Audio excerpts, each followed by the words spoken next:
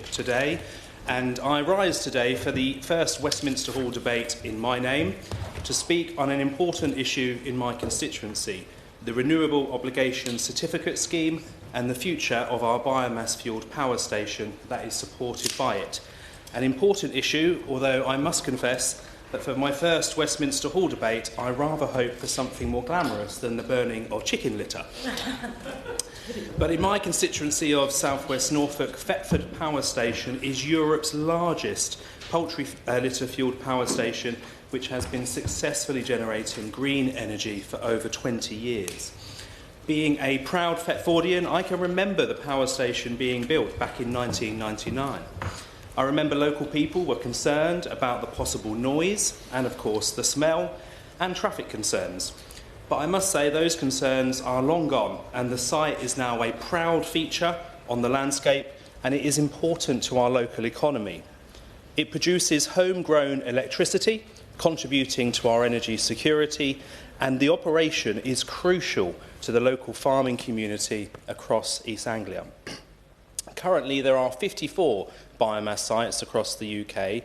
Were ROCs to expire with no replacement, around 50 of those sites would be forced to close. Critically, the sites at risk of closure are those which provide additional benefits beyond power generation, namely the safe and efficient disposal of waste wood and, in our case, agricultural residues, preventing waste from being spread on the land or sent to landfill sites. Our power station also has an important role supporting the environment and efforts to achieve net zero. The station's output reduces CO2 emissions by 85,000 tonnes each year by displacing the equivalent amount of generation from gas-fired plants. That's the equivalent of 33,000 cars off the road. Thetford Power Station is an important source for renewable electricity by burning some 500,000 tonnes of poultry litter. It provides an income for farmers and, crucially, a means to deal with that waste without the environmental cost. Given that importance to the farming community, I was pleased to welcome the Farming Minister to the site just a few weeks ago. Farmers receive a fee for the waste that they provide, and it is a welcome source of income for an industry with significant challenges. But importantly, it gives them a convenient means of disposing of a waste product without it needing to be spread on the land. There is a huge concern about the impact on rivers and streams if further such waste was to be spread in this way. Now, we have numerous sites of environmental significance across my South West Norfolk constituency, including sites of special scientific interest and special areas of conservation. But I am particularly proud to have so many rare chalk streams located in my constituency. Sadly, they are all suffering from pollution and sewage discharge after years of inaction by the previous Conservative government. We simply can't risk the environmental consequences that would inevitably come if there was further spreading of waste. Now, this Labour government is undertaking some fantastic work getting tough with the polluting water companies and addressing sewage discharge, but there remains significant issues. Phosphate and nitrate pollution from agricultural operations is of particular concern, including poultry litter-related runoff from the numerous poultry farms across Norfolk and neighbouring Suffolk in particular. That pollution would increase if a key means of dealing with that waste was removed. And it is worth mentioning too that biomass sites aid disease prevention by incinerating poultry litter, which is one of the primary vectors for avian flu transmission. In Norfolk, we are the county with the second greatest number of chickens in the country, and we are number one for turkeys. Bird flu is obviously a main concern, as we have already seen over the past few months and years, so any methods to reduce transmission are to be warmly welcomed. The Government's Clean Power Act 2030 Action Plan understands that sustainable biomass plants, such as Thetford, are key to helping to deliver those environmental goals and targets decarbonising many sectors of the economy. I look forward to hearing from the Minister today about how sites like Thetford fit into this plan. In addition to the importance in relation to farming and the environment, our local power station, underpinned by ROCs, is also crucial to our local economy and an important site for jobs. with up to 100 good, well-paid jobs supported by the station, as well as a greater number of jobs in the associated supply chain, particularly haulage. On a recent visit with the Farming Minister, I was thrilled to meet a number of apprentices on site and learn about their training programmes, growing the engineers of the future. So why are we here today? The previous Conservative government ran a consultation in July 2023 on ROCs, yet they did not publish an outcome or response, confirmed by the House of Commons Library. And that's a real shame, because the clock is ticking, with so many certificates set to begin expiring from 2027 at a time when we need to use all levers to produce electricity and achieve both energy security and net zero. And we know renewables offer us security that fossil fuels cannot. Under the Labour government in 2002, the Renewables Obligation was introduced as a support scheme for renewable electricity projects. The Renewables Obligation legislation placed a requirement on UK suppliers of electricity to get an increasing proportion of their electricity from renewable sources. Bioenergy is now currently the second largest source of renewable energy in the UK, generating 12.9% of the total UK electricity supply in 2021. When combined with carbon capture and storage, bioenergy may deliver negative emissions which could contribute to the UK's legal commitment to reach net zero carbon emissions by 2050. There has never been a more pertinent time to ensure that renewables are at the heart of tackling systemic problems. So to conclude, Renewable Obligation Certificate in some shape or form are crucial to the continuation of the biomass to energy industry in the UK. In the case of Thetford Power Station and indeed elsewhere, this industry underpins hundreds of jobs and are important to their local economies. And for us, what happens to that biomass if it is not burned? And that is of great concern. I urge the Minister to confirm whether or not the Government is committed to the Renewable Obligation Certificate scheme and therefore the future of not just Thetford Power Station but other similar biomass facilities across the UK. Thank you. Jim Shannon. Thank you, Sir Andrew. A real pleasure to serve under your chairship. And could I, first of all, thank the Honourable Member for South West Norfolk for setting the scene so very well. He said it, I hoped it was going to be a more exciting debate, but this is a practical debate. It's the one that your constituents want you to focus on, and the reason why you brought it forward is because you're working on their behalf. So well done to you for doing that. I always found, Sir Andrew, that when it comes to debates, that I enjoyed these particular types of debates because they're the ones that really matter to people and because they're the ones that they can relate to. And while there's many, as there is in the last week or 10 days or 2 weeks or even the last 3 years, been constitutional issues, there's been war across the world, there's focuses on all those things, but these are the ones that the people back home and your constituents will want you to pursue, and I say to you, well done. The Honourable Member also in his introduction outlined the case for renewable obligations, and I want to, perhaps if I can, Sir Andrew, give a perspective of Northern Ireland, and I would ask the Minister, and pleased to see the Minister in her place. She and I often sat on this side of the chamber previous to the election and would have been alongside each other when it come to asking for things, and again I'll not be behind the door, Sir Andrew, and asking the Honourable Lady for some things in relation to discussions about the Renewable Directive and the conference directive that we don't have in Northern Ireland. So it's probably going to be one of my questions, but I'll ask it when I get through my contribution. There is, of course, a willingness in government to approach to renewable energy as it should be, and it's important that we are able to do this in a collective method if us can, to ensure that people can get the best value for money in terms of their energy costs. So it is absolutely vital and important, and a pleasure to be here to discuss these matters and to look at the whole of the United Kingdom of Great Britain and Northern Ireland in this conversation. The Renewables Obligation was introduced in 2002 and phased out for new projects in 2017 to incentivise large-scale renewable electricity generation in the United Kingdom. The scheme did close in 2017 in favour of the Contracts for Difference scheme. Now, and that's where the issue for me comes into play, Sir Andrew, because at this time it doesn't apply to Northern Ireland, although I have previous to the election, tried to encourage the previous government to do that.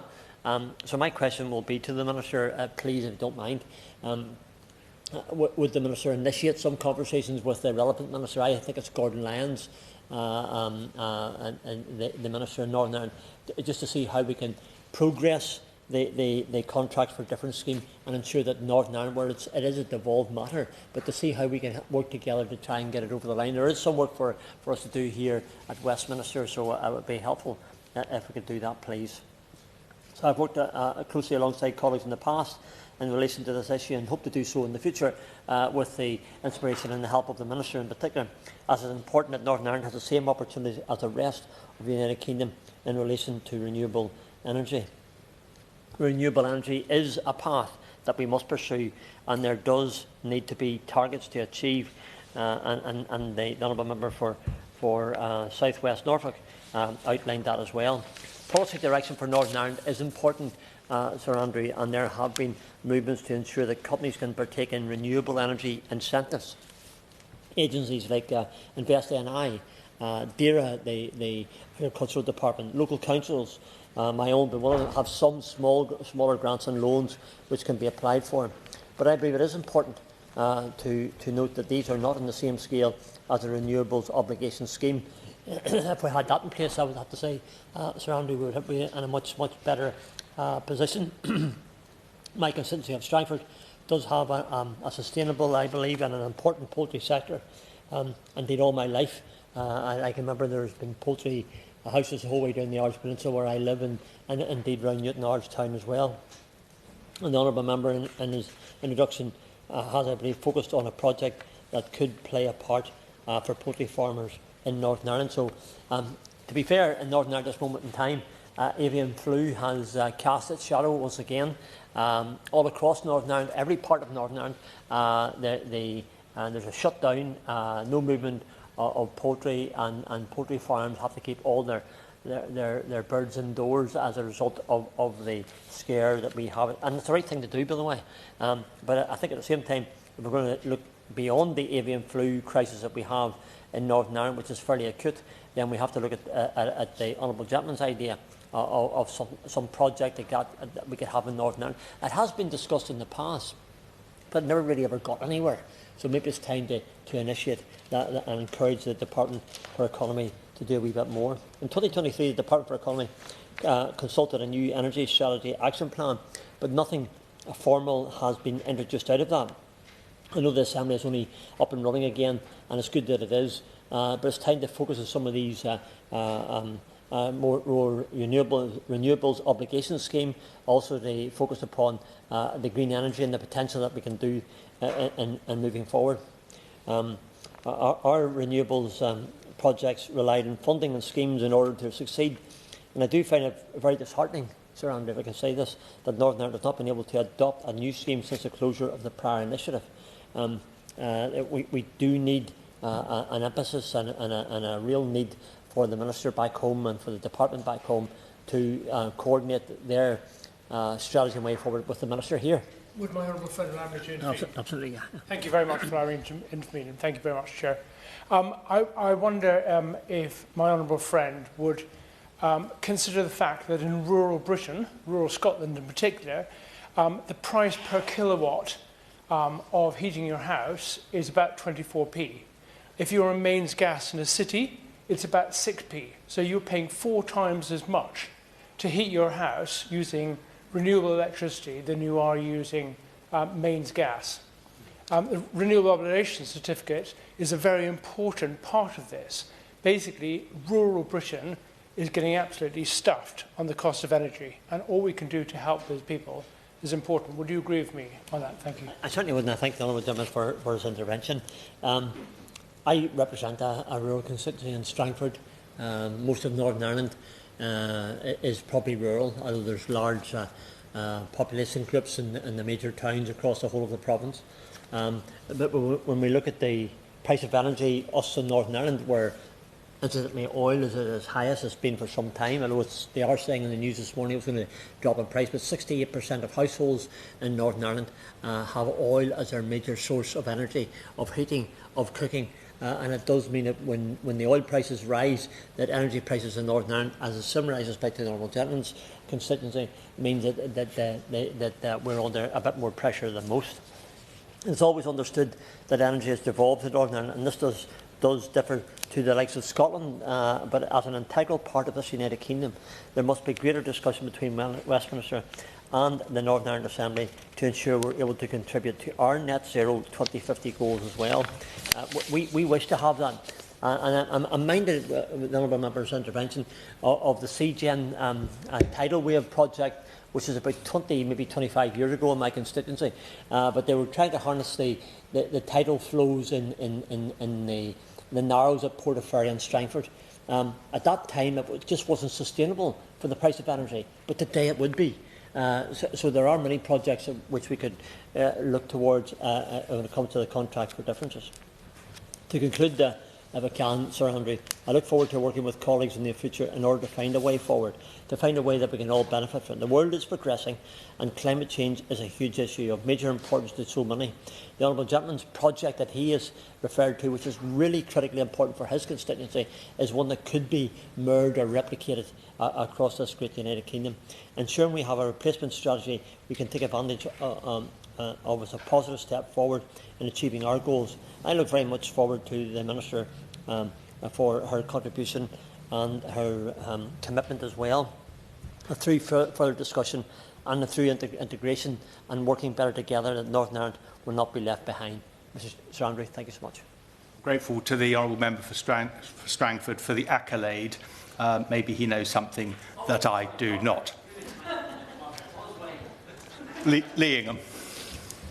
Thank you, Dr Morrison. It is an honour to serve under your chairship. I thank my honourable friend for securing this debate on a subject I know is significantly important to him. But this discussion goes far beyond economic concerns. It's about the future of our energy security, our workforce, and our commitment to achieving net zero emissions. Apologies. The UK has been a pioneer in renewable energy and must continue to lead by example. That means ensuring that the transition to net zero is not just a slogan, but a reality that is backed by practical policies that sustain and expand our low-carbon energy infrastructure. Stafford, my constituency, is a critical hub for the production of clean energy technologies, supporting both local and overseas energy needs. I'm very proud to have GE Vernova's largest site based in Stafford, providing over 1,700 jobs, an incredible investment in my own constituency. I met with GE Vernova last Friday. These are skilled engineers and craftsmen dedicated to building the infrastructure needed for a cleaner, more sustainable future. Their work directly supports our crucial transition to net zero, and the decisions we make determine whether companies like them continue to thrive. But the shift requires clear, stable policies from the government to ensure that the technologies that they develop, whether for wind, biomass or carbon capture, have a long-term place in the UK energy mix. That's why today's debate is so important. The renewables obligation has been crucial in expanding our clean energy sector, but as it winds down, we need to plan to ensure that key renewable power sources, like biomass, don't fall through the cracks. As my right honourable friend mentioned, the last government never published the outcome of their call for evidence on the end of the renewable obligations contracts. They left the industry high and dry, and I now urge this government to provide certainty for the sector to ensure these facilities can continue to operate and contribute towards our net zero ambitions. If we fail to support this transition effectively, we risk losing both a secure energy source and thousands of jobs that depend on it. I look forward to hearing the Minister's response on how we can secure a stable and sustainable future for our energy industry. Jenny Riddle-Carpenter. Thank you, Dr Morrison. It's a pleasure to serve under your chairmanship. Can I start by congratulating my honourable friend, the member for South West Norfolk, on securing this important debate today. We've heard about the role that biomass plays in delivering energy in the UK and specifically in the east of England through the honourable member.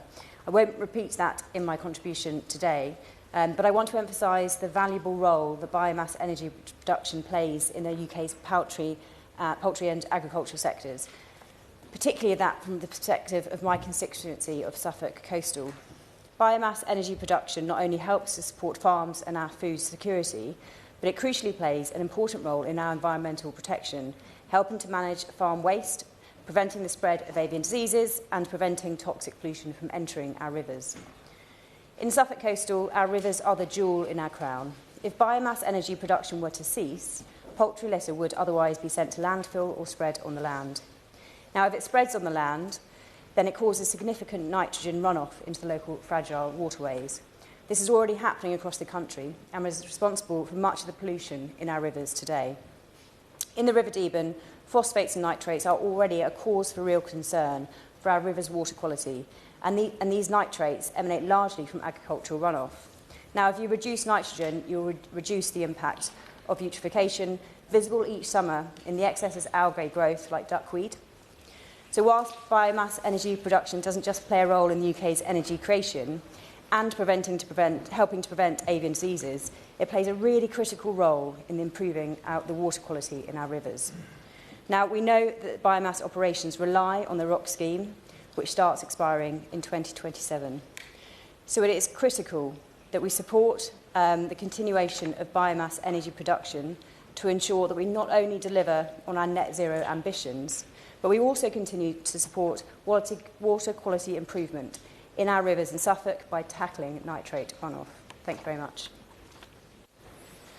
Tim Farron.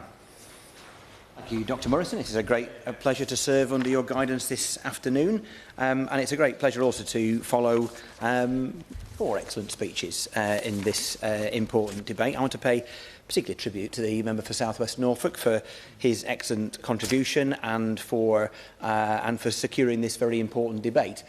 He says he feels, I don't know, it's somewhat less glamorous that here he is talking about chicken poop. Can I tell him that people will say I've been talking poop for the last 20 years, and certainly as our party's current water spokesperson, I spent half my life in this place talking about the human variety. So chickens makes a nice change. Can I also belatedly congratulate him on his elevation to this place, not least because it's allowed us to deploy Liz Truss elsewhere in our battle to take down the forces of reaction across the world.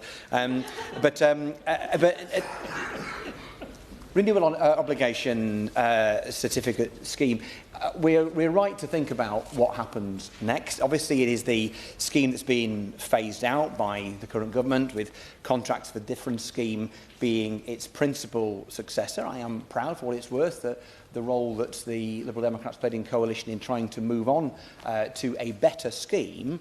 But having said all of that, honourable members have already rightly pointed out that to let rocks disappear and to fall without there being renewals is a particular problem for biomass, and particularly all 4 members, but have made references to the impact on their constituencies if that was to happen. The jobs created by the schemes as they in Stafford, in Suffolk and in Norfolk, and indeed in Northern Ireland, in Strangford, recognising that biomass plays an important part in providing a diversification of income for farmers and for others, and of course using organic waste that might otherwise find itself on the land. And when I am in this place talking about water quality, we're principally talking about the failings of the water companies, but clearly agricultural runoff is part of the issue, and if we're able to provide a way of dealing with that in a positive way, then that is a good thing, and it will be a unintended consequence to move on to new and better schemes if we allowed important plants such as the one in Thetford to close, with the impact that would have on the local economy, because we hadn't moved on, we hadn't thought through the transition and managed it in an efficient way. Just a few words though about ROCs and about how it all fits in with the nation's energy security, and indeed the extent to which they do sometimes get used and have perverse incentives. Some of the ROCs that have been renewed, including in particular Drax, the power station in Yorkshire, last year enjoyed just over 9 million renewable obligation certificates at a value of £548 million.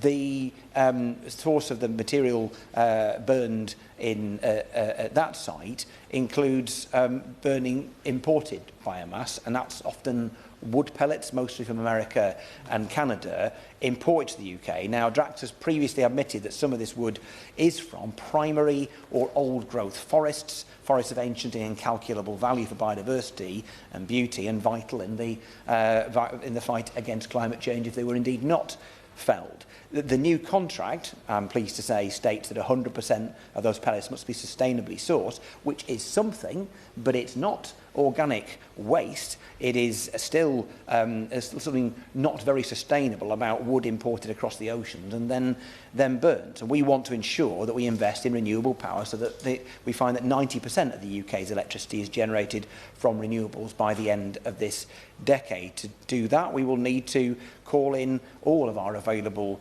resources. We don't want a situation where we are meeting our targets by having renewables in name only. A word about energy security, which has been touched upon. Members, particularly opposite, have talked about the importance of getting to net zero. I 100% believe that is vital. We have been, in the last few days, shall I say, waking up, hopefully it's been longer than that, waking up to our need to protect our national security on a military footing. Yesterday, Dr Morrison, in Treasury questions, I raised the issue of our failure to step up to the mark so far when it comes to food security, that we have only 55% of Britain's food produced in Britain is a deep threat to the United Kingdom's food security, and we need to take action quickly to tackle that by undoing the basic payments cut and looking again and scrapping, I hope, the family farm tax. But we also need to look at energy security. It always troubles me that some of the people who claim to be very patriotic nevertheless seem to pour cold water and be sceptical about tackling the environmental imperative. Even if I can't convince people of the reality of climate change and the need to produce renewable energy for that reason, surely if we care about our energy security, we want to care about net zero. That is a way of doing it. Put it bluntly, Vladimir Putin cannot turn off the wind or the waves in this and around this country, or indeed the sunshine. May my honourable friend allow me to intervene? It'd be a joy, yeah, go for it. Thank you very much for allowing me to intervene. I wonder if my honourable friend would recognise the fact that we have major issues with the environmental tariffs being placed on renewable energy, but not on the carbon fuel of mains gas. So that is really hitting the renewable energy industry and the cost for the consumers. Thank you. I mean, I do completely agree. I mean, we are in a situation where, OK, we're talking about incentives that we give to renewable energy generators, providers, but at the same time, we have an energy market which essentially advantages not just fossil fuels, but fossil fuels that, to some degree, are in the hands of potentially hostile powers, which is ludicrous both for the environment and indeed for our security. A word a little bit further. I mean, I'm very pleased to hear speakers on all sides of this debate talk about the importance of farmers and farming to the battle against climate change and indeed to clean energy generation. And so we would love to see the recognition, first of all, that farmers are primarily food producers, but also recognising that diversification of businesses and cross-subsidy within them is a good thing.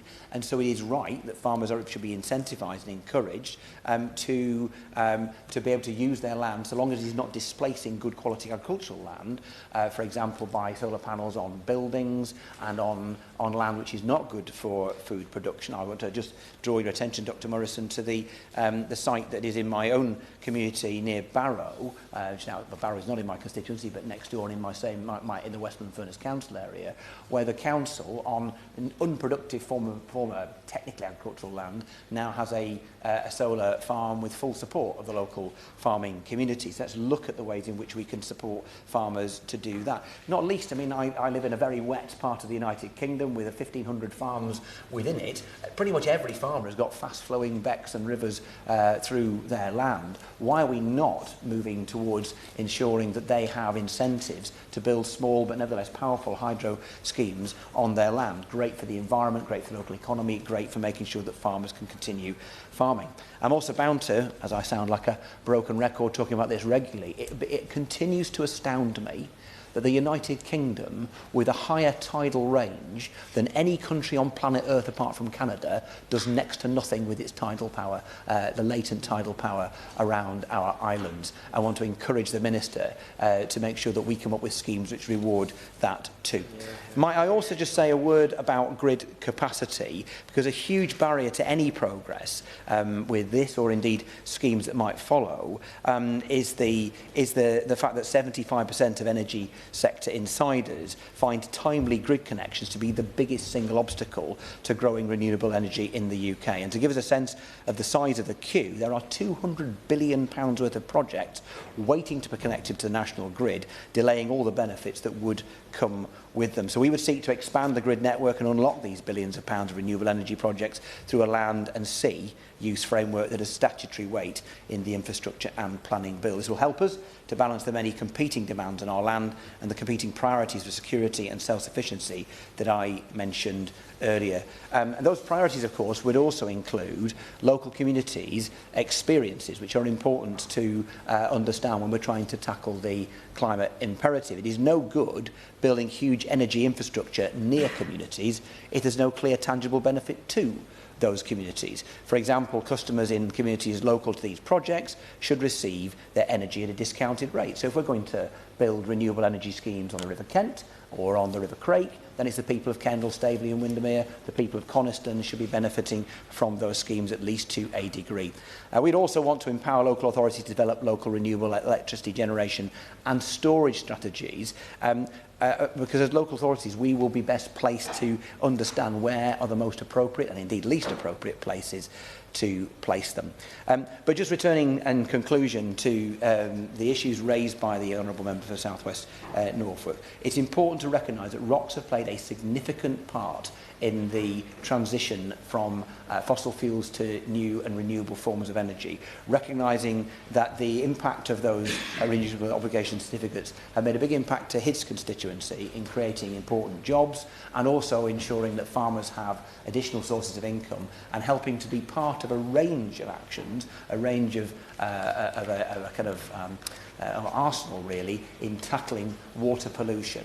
And we should be very clear that we don't throw out the good things that ROCs have achieved whilst we move on to new schemes which hopefully will achieve even more progress for our move towards a renewable, a society run entirely on renewable energy. Thank you. Opposition spokesman Nick Timothy. Thank you, Dr. Morrison. I shan't promote you any further than that just yet. I'm pleased to respond to this important debate on the Renewables Obligation Certificate scheme. Although the scheme was closed in 2017, its costs remain with us and are a reminder of how difficult it can be to unwind long government contracts.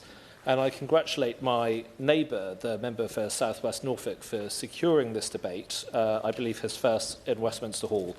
And I'm sure he will get to debate more glamorous issues than chicken litter in future. And in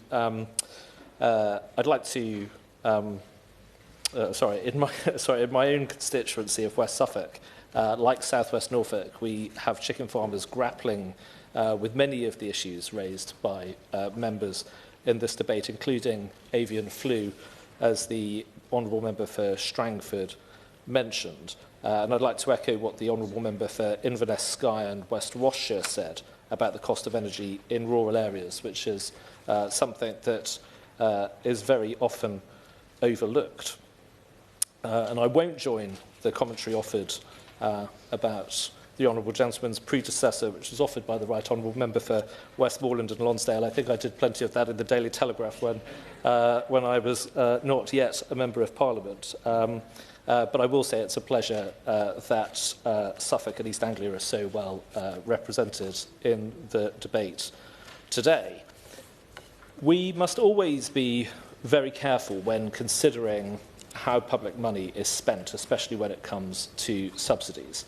There are lots of reasons why government might sometimes provide public support towards outcomes that are not necessarily the most narrowly efficient, but promote a wider social or specific local economic good. But this must always guarantee value for money for the families who ultimately foot the bill. Renewables obligation subsidies have fallen short of this standard. Originally introduced in 2002 by the last Labour government and closed to new entrants in 2017 by the last Conservative government, the renewables obligation remain a significant drain on the public finances, providing a fixed rate of financial support through 20-year-long contracts. Yes, happily. Well, gentlemen, for giving way on that point. By the time the new renewables obligations closed, the cost of large-scale offshore wind had come down by half, allowing CFDs then to be introduced and seeing it grow at scale. Actually, it has enabled a brand new industry to start and progress in this country, hasn't it? Well, I will turn to contracts for difference in just a moment, but I do think it's important, and we can do this in this debate if we wish, but we can do it in other fora perhaps, that we are honest with ourselves about the full costs of some of the renewable technologies upon which we have come to depend, and with the hidden costs that apply to certainly wind farms. I don't think we have been quite so honest. And that is not a party political point. I think that's something that's been true across the party divide. In 2023-24, the scheme cost £7.6 billion and will remain high at £6.9 billion in 2028-29, according to the Office for Budget Responsibility. This proves how dangerous it can be to lock in subsidy schemes under lengthy contracts with the cost passed on to people's energy bills. This is not the only zombie renewables subsidy scheme. Introduced in April 2010, feed-in tariffs were made available for schemes with capacity for 5 megawatts or less as an alternative for smaller projects, such as rooftop solar panels. Closed to new entrants in 2019, the scheme still sustains 20-year-long contracts, and £1.84 billion worth of feed-in tariff payments were made last year. Far from saving money, renewable subsidies have come with significant long-term costs. But the phasing out of the renewables obligation and feed-in tariffs is being used by the government in its efforts to hoodwink the public on the true costs of its net zero policies. NESO's 2030 report made several highly questionable assumptions about how the government goal of decarbonising the grid will cut energy bills. One of the points made by NESO was that energy bills would fall due to the expiration of the renewables obligation and feed-in tariff contracts. But these contracts will expire regardless of the speed of decarbonisation. So it's misleading to include this as a benefit of the government's deeply flawed clean energy plan. And we will see costs increase significantly elsewhere thanks to government policies. The renewables obligation and feed-in tariff schemes should be a warning. The government is consulting on substantial changes to the next round of contracts for difference, which replace the previous subsidy schemes. This includes easing eligibility criteria for fixed-bottom offshore wind and extending the lifetime of contracts subsidising renewables from 15 years to 20 years. We are at risk of wasting billions of pounds of taxpayers' money in a race to meet the unrealistic clean power target. By NESO's... Absolutely, I will.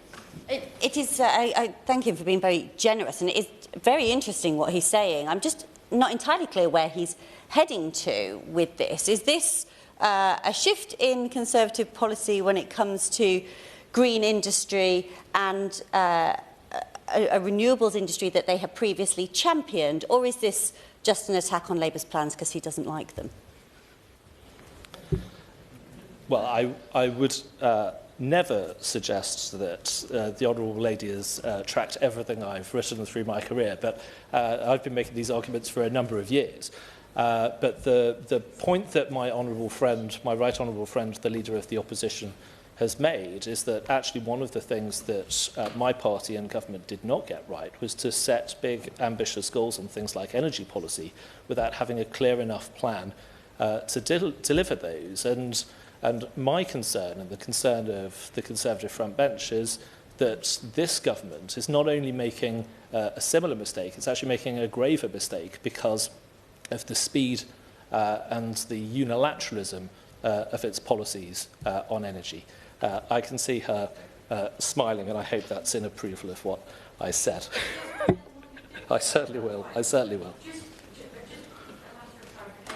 Really. So is it the opposition's position now that for energy security, the government is moving too quickly for us to make that transition for our country, and they would rather see a different approach? I'm just quite interested to see what the suggested approach is, given the imperative we have in the international context that was rightly pointed out by others.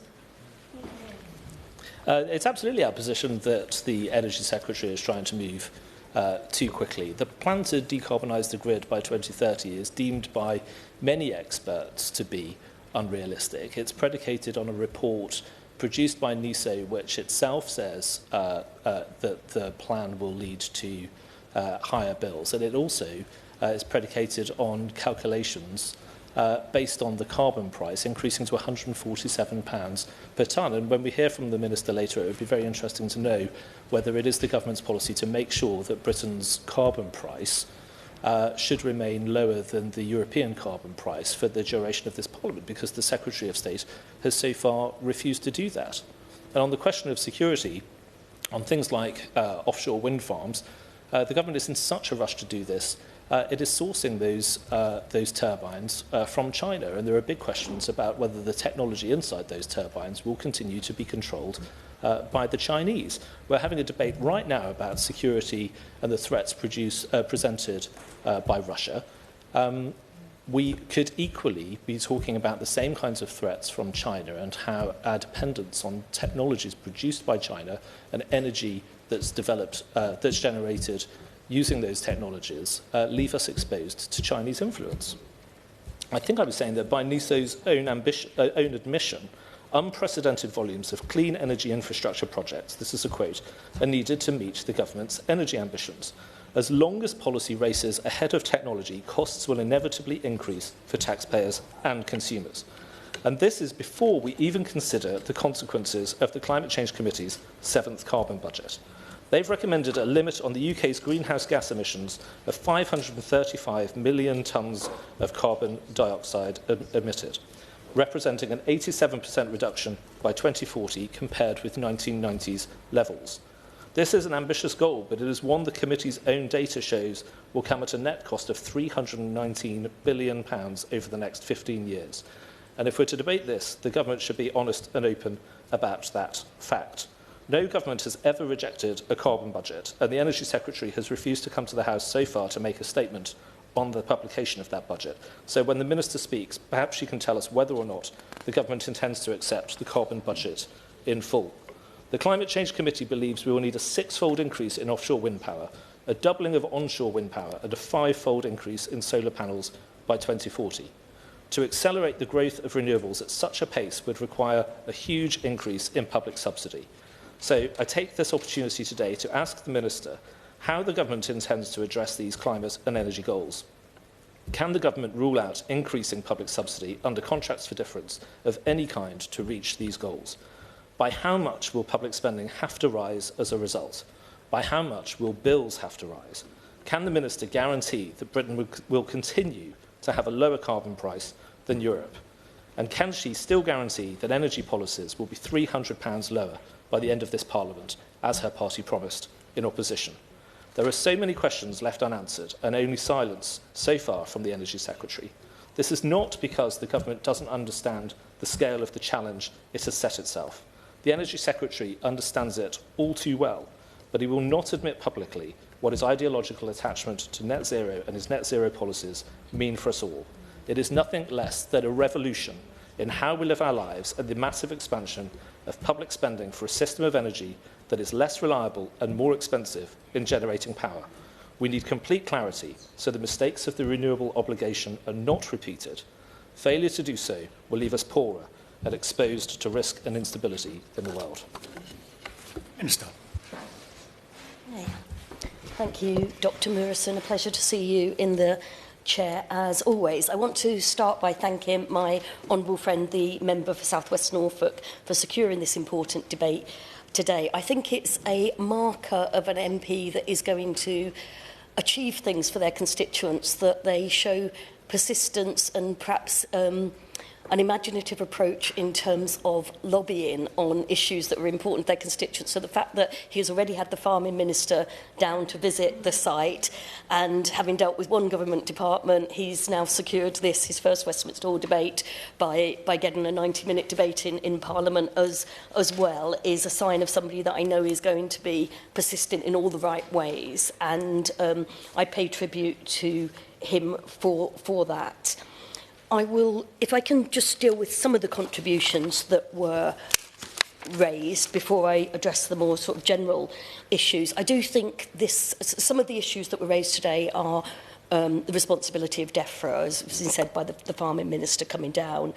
But I think it is really important to look at that circularity of things, and he spoke very eloquently about the co-benefits of this site. It's not just about energy production, and my honourable friend from Suffolk Coastal did as well. And we obviously are acting at pace to try to deal with some of the issues like the pollution of our waterways, and agricultural runoff is very much part of that, and protecting our chalk streams and so on. So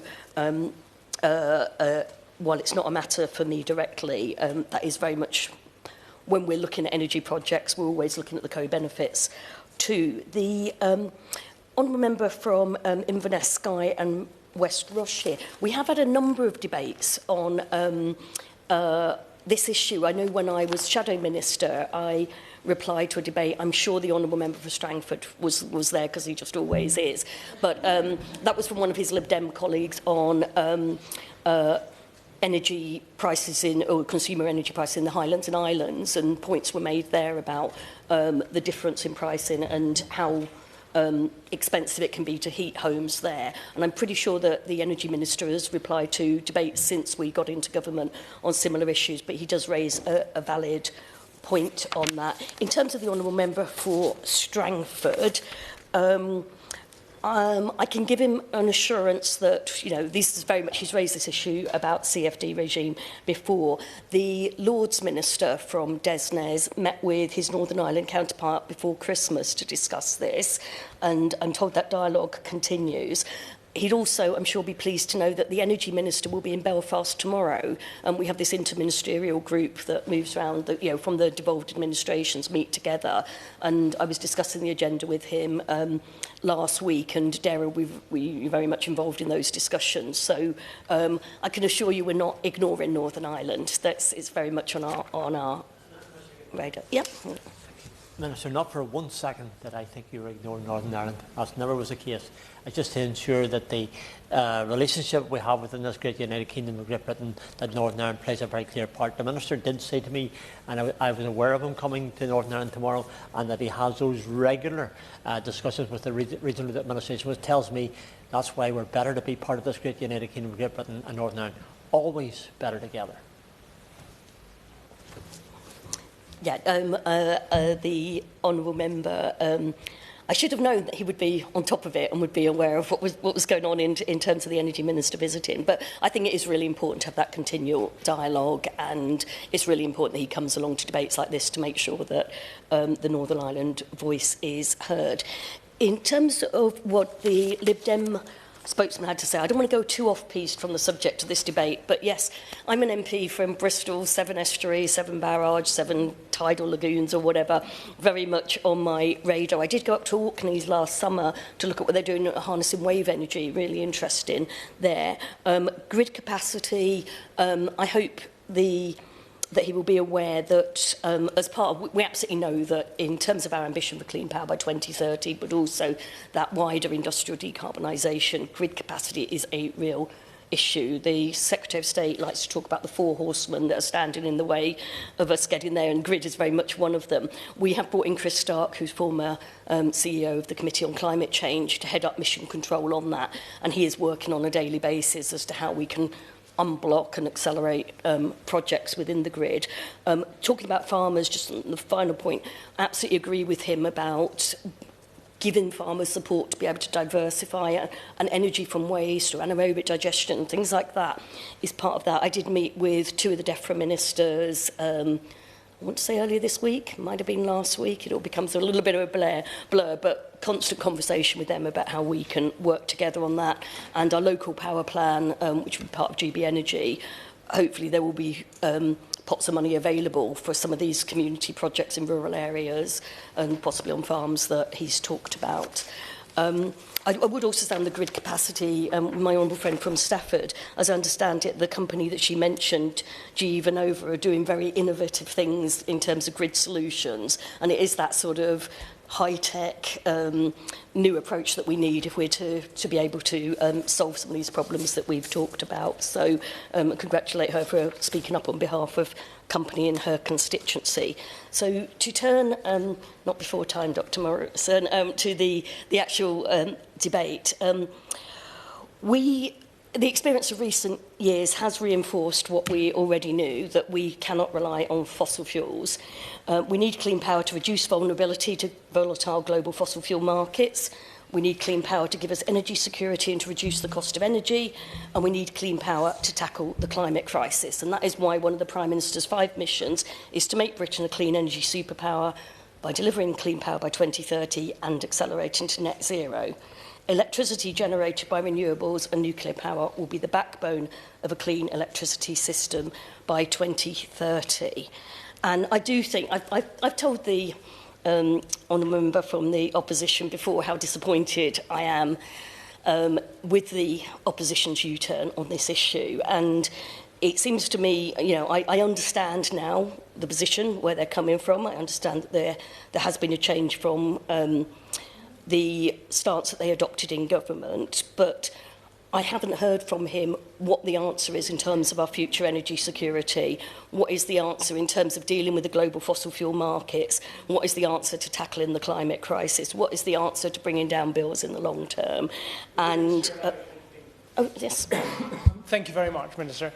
I wonder if you would put yourself in the position of somebody from the island of Skye who wakes up in the morning, opens his windows, beautiful mountains in the background, it's always sunny there, there's no midges, and then he sees the wind turbines in front of them, but he then goes in and looks at his heating and realises he's paying 4 times as much to get that energy from those same turbines. Meanwhile, there is negligible community benefit coming to that area from those turbines. Can you position yourself in that person's shoes or household? Thank you. Right.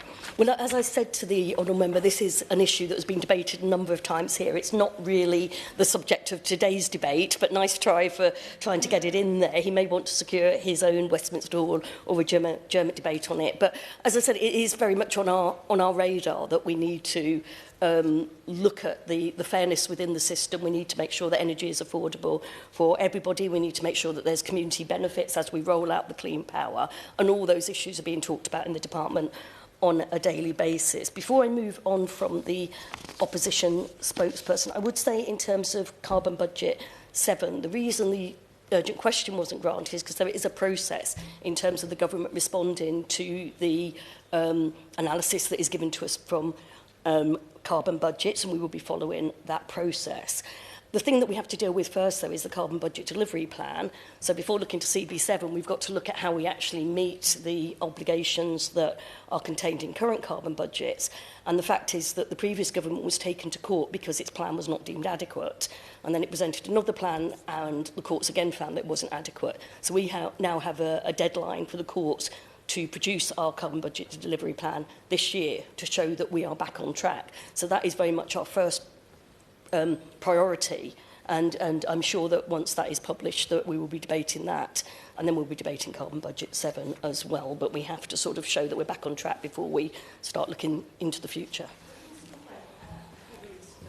Way. I mean, isn't the truth of this that the opposition's newfound position, apparently anti-ideological, but I have just read the article in the Telegraph, it's not my usual source of news, but it's deeply ideological, yes, the opposition's position on this. And the reality is that it now sets the opposition against the reality of jobs and industry in coastal and remote communities that have been generating jobs and apprenticeships and investment that has long been requested and needed by those communities? The honourable friend from Grimsby makes a very valid point in that, and I do wonder whether the opposition spokesperson has spoken to business in this, because in all my conversations with business, both in opposition and now in government, they want certainty. That is you need a stable investment environment if you are to make long-term decisions. And you cannot invest in renewable energy or in industrial decarbonisation or just in the economic growth that this country needs without having a sense of certainty. And we know that one of the reasons why we're in the economic situation we are is because of that lack of stability and, to be honest, chaos at times, economic chaos at times, under the previous administration and particularly the honourable member for South West Norfolk's predecessor. So that is what we need to do. Your business is crying out for that. And I think one of the things that in Grimsby, in a place like Grimsby, it's particularly important, is that sort of place-based solution to the current situation and showing what the energy transition would look like for someone like Grimsby. And I would urge the honourable member to take a bit of a tour and talk to businesses and people who are trying to get investment into places like Grimsby, which is much needed, and to see how, well, I'm not quite sure what his proposals are, but see what he can say to them in terms of how we get long-term investment into that. Yeah. I think I forget away. Of course, we talk to business all the time. I talk to businesses in my constituency. We've been talking to businesses and organisations representing the more energy-intensive manufacturing businesses in this country.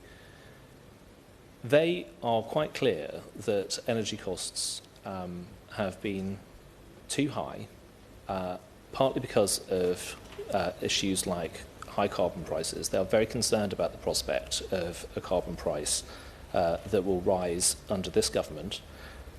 The Honourable Lady talked about global fossil fuel markets, and I've heard the Energy Secretary say this a lot, where he refers to global gas markets. There's no single global gas market in the way that he describes. And the reason prices for fossil fuels are so much higher in Europe compared to in America, which is much more dependent on fossil fuels than we are because of policy choices. So can she guarantee that we will have a lower carbon price than the rest of Europe by the end of this Parliament? Well, the honourable member asked the Secretary of State that at last Desnet's orals, as I understand it, and I think he also raised it when we were opposite each other in a statutory instrument, and I would refer him to the answers that were given then. I think, Dr Murison, we should get on to, I'm going to try and now stick to the actually talking about the renewables obligation for a while and not be distracted. But the scheme played a fundamental role, as already been noted, in getting the UK to where we are now on renewable energy generation. The combined UK-wide RO schemes support nearly 32% of the UK's electricity supply, providing millions of UK households and businesses with a secure supply of clean energy. The scheme is now closed to new capacity for reasons I'll come on to in a moment. Thetford Power Station in the constituency of my honourable friend has been accredited since the very first day of the RO back in April 2002. So it's so far received government support for nearly 23 years. And over that time it has generated more than 5.8 terawatt hours of low carbon baseload generation. That has been a valuable contribution to our transition to net zero. It's also increased our security of supply by generating homegrown energy. And as the honourable member has said, 100 jobs, I believe, in his constituency, and those co-benefits that he talked about in terms of handling poultry litter. The station has another 2 years of support before its time under the RO comes to an end in March 2027. We are aware of the concerns over the future of the station once that support ends, and my honourable friend has done an excellent job in terms of outlining those concerns today. My officials have repeatedly engaged with both the owners of the Thetford plant, Melton Renewable Energy, and with DEFRA officials to discuss these concerns.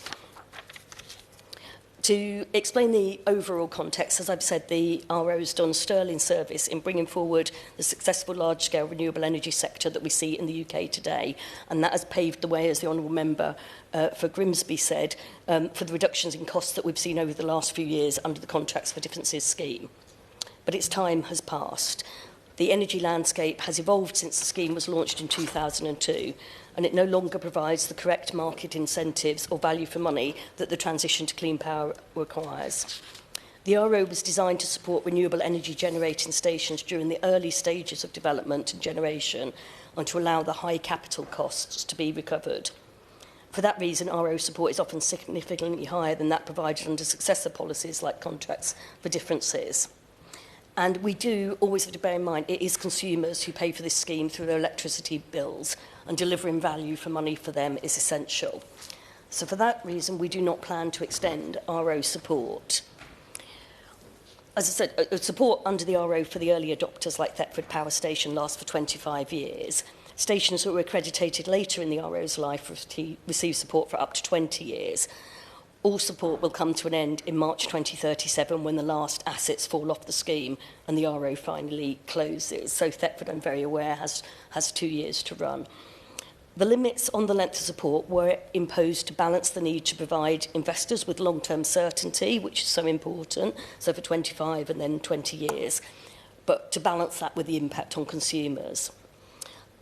Although we don't consider extending the RO to be a viable option, I can assure my honourable friends that I understand their concerns. In some cases, generating stations may be able to continue generating electricity on merchant terms once their RO support ends, continuing until the end of their operational life. However, we know that some generators have told us that their stations will not be economically viable without government support. So we are conducting further analysis and assessment to better understand this issue, including the implications for consumer bills and for the Clean Power mission. My officials are also working with DEFRA to consider whether there is a case for intervention for biomass-fuelled stations, taking into account the electricity system and the supplementary environmental benefits that some stations provide.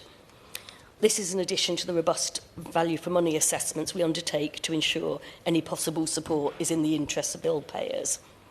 I appreciate that my honourable friend and Melton Renewable Energy are looking for early answers, but I must stress that no decisions have been made yet, and this is something that we are happy to continue the conversation with him. Thank you for giving way. I thank the Minister for giving way. Can the Minister tell me if a potential bridging loan is part of the considerations that are being considered by the Department in the replacement of rock? I'm not aware of the detail of what has been discussed as an option, yes, I'm afraid I can't comment on the details of that, and I think it would probably be wrong to be sort of speculating as to what the solution would be, but, you know, those conversations will continue. So to conclude, Dr Murison, renewable energy is critical to our mission to make the UK a clean energy superpower. We understand the concerns of some generators coming to the end of support under the RO, and we are looking at ways to maximise the output and potential of these RO sites, whilst also considering the impact on consumer bills. So thank you again to my honourable friend for securing this important debate. Happy to continue the conversation in the weeks and months to come. Terry Jeremy to wind up. Thank you very much, Dr Morrison, and I'm grateful to all members who have contributed to the debate today, and I think it's right and proper that we've had contributions from Scotland, from Northern Ireland, from Stafford, as well as a strong representation from Suffolk. I'm being outnumbered from a Norfolk perspective today, but very grateful for your contributions. I'm also very pleased that a number of members picked up the concerns specifically about avian flu, which we've debated in this chamber a number of times. The Liberal Democrat spokesperson spoke about Putin not being able to control wind and solar, and I would suggest that perhaps he also can't control our chickens, which I'm particularly pleased about. The variety of biomass sources, I think, is quite key. If we were to have a conversation about other forms of burning, I may have a different view, but frankly, chicken waste will keep coming. If we burn it or not. So it's an important conversation, unless, of course, our chickens disappear, which is, I hope, highly unlikely. I'm very grateful to the Minister that recognised this is both a time-critical issue but also interlinked with other departments. So I'm very pleased that conversations will be ongoing. I think, again, the Liberal Democrat spokesperson made reference to my predecessor, who, of course, was synonymous with cheese, pork and lettuce. I very much hope that I'm not synonymous with chicken litter. But I will continue to raise this important issue on behalf of residents, and I'm very grateful for everyone's contributions to the debate today. The question is that this House has considered the Renewable Obligation Certificate scheme. As many as are of that opinion say aye. Contrary, no. I think the ayes have it. Order, order. The sitting is suspended until 4 p.m.